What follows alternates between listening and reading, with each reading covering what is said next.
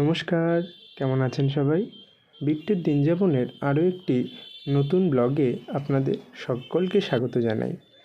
তো আজ হলো সোমবার, আর সন্ধে এখন 7টা মতন বাজে। আর আমি এখন চলে এসেছি আমাদের চুঁচুড়া তথা চন্দননগরের খুব প্রসিদ্ধ রাজরাজেশ্বরী পুজোতে। তো চলুন আপনাদের সকলকেও নিয়ে যাই মায়ের দর্শন করাতে। তো যাওয়ার পথে মেলা বসেছে, তো মেলার মধ্যে দিয়ে যেতে যেতে ভাবলাম আপনাদেরকেও একটু মেলাটাও ঘুরেই দেখাই। তো এই দেখুন, চারিদিকে জিলাপি ভাজা হচ্ছে, প্লাস আরও কত রকমের যে দোকান, মানুষের ভিড়, সব কিছু মিলিয়ে যেন একটা আলাদাই পরিবেশ। আর গরম গরম জিলাপি ভাজা হচ্ছে, সেই দেখে তো আমার অস্বাভাবিক লোভ লাগছিল, কারণ এমনিতে আমি জিলাপি খেতে খুব ভালোবাসি।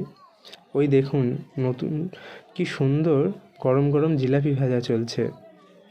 তো যাই হোক, এখন লোভ বাড়িয়ে লাভ নেই, আগে যাই মায়ের দর্শন করে আসি, তারপর বেরিয়ে জিলাপি খাওয়া যাবে।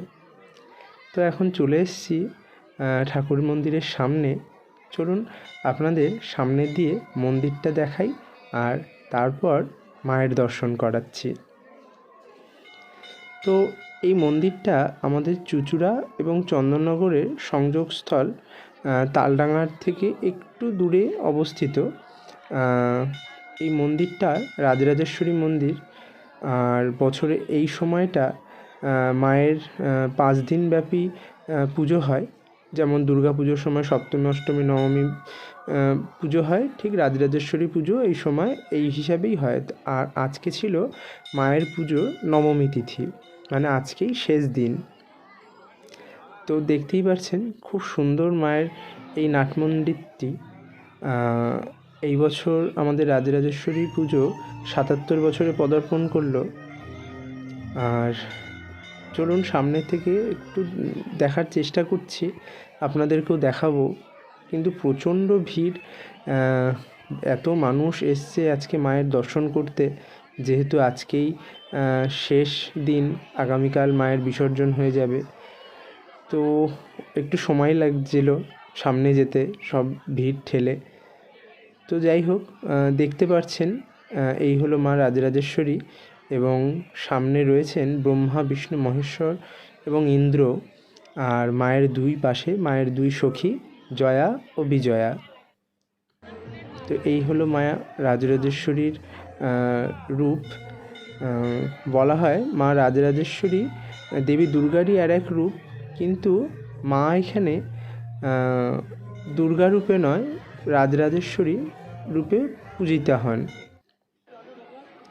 তো এখন এসছি একটু ভোগ নিতে, ভোগ বিতরণ হচ্ছিল মায়ের। তো মায়ের ভোগ তো সত্যি অমৃতের সমান। তো এখন মায়ের সন্ধ্যারতি শুরু হবে। তো চলুন আপনাদের তার আগে একটু দেখাই যে কত পরিমাণ ভক্তের সমাগম হয়েছে আজকে মায়ের এই মন্দিরে, দেখতেই পাচ্ছেন। তবে এখনও সন্ধ্যারতি শুরু হয়নি। সন্ধ্যারতির সময় আরও অনেক লোক আসবে মায়ের আরতি দর্শন করার জন্য। তো এখন সন্ধ্যের পুজো হচ্ছে, ঠাকুরমশাই পুজোয় বসেছেন। এই সন্ধ্যের পুজোটুকু হয়ে যাবে, তারপরেই সন্ধ্যারতি শুরু হবে।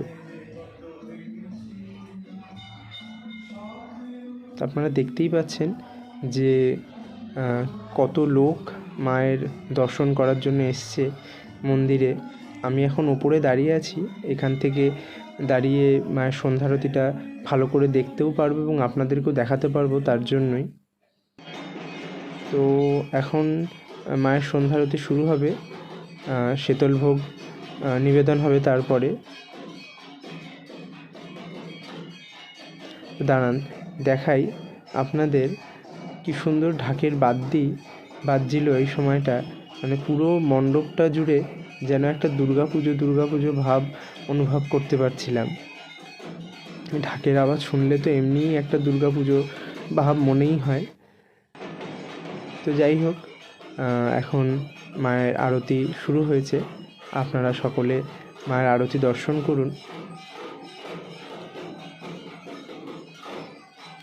তো আপনাদের এই রাজরাজেশ্বরী মায়ের একটা ছোট্ট গল্প বলি। বলা হয় মা রাজরাজেশ্বরী হলেন দেবী দুর্গার এক রূপ, যেখানে মা ঐশ্বর্যের প্রতীক, যেখানে ব্রহ্মা, বিষ্ণু, মহেশ্বর এবং ইন্দ্র মায়ের সেবা করছেন এবং সাথে তার দুই সখী জয়া এবং বিজয়াও থাকছেন মায়ের সাথে। এই রূপটি মায়ের সত্যিই খুব বিশেষ একটি রূপ এবং অপূর্ব সৌন্দর্য নিয়ে বিরাজমান মা এখানে আমাদের সবার মাঝে রাজরাজেশ্বরী রূপে। তো যাই হোক, এখন ঢাকের বাদ্যি শুনতে শুনতে আমরা সকলে মায়ের আরতি দর্শন করছিলাম।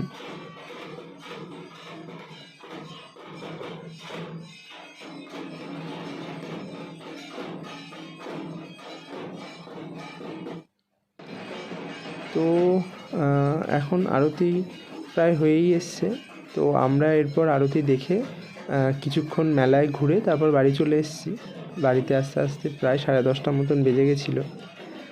তো মায়ের কাছে আজকে এইটাই প্রার্থনা করি, বছরের আগামী দিনগুলো সকলের খুব ভালো কাটুক, সবাই ভালো থাকুন, সুস্থ থাকুন। মায়ের কাছে সেই প্রার্থনা। আগামীকাল মায়ের বিসর্জন, তো আবার একটা বছরের অপেক্ষা। মা এই একটা বছর আমাদের সকলকে ভালো রাখুক, সুস্থ রাখুক, সেই প্রার্থনা জানিয়ে আজকের আমার এই ব্লগ ভিডিওটা আমি এখানেই শেষ করলাম। আর আজকের আমার এই ব্লগ ভিডিওটা আপনাদের সকলের কেমন লাগলো সেটা অবশ্যই কমেন্ট করে জানাবেন। আর আমার চ্যানেলটাকে অবশ্যই লাইক ও সাবস্ক্রাইব করবেন। সবাই ভালো থাকবেন, সুস্থ থাকবেন। ধন্যবাদ।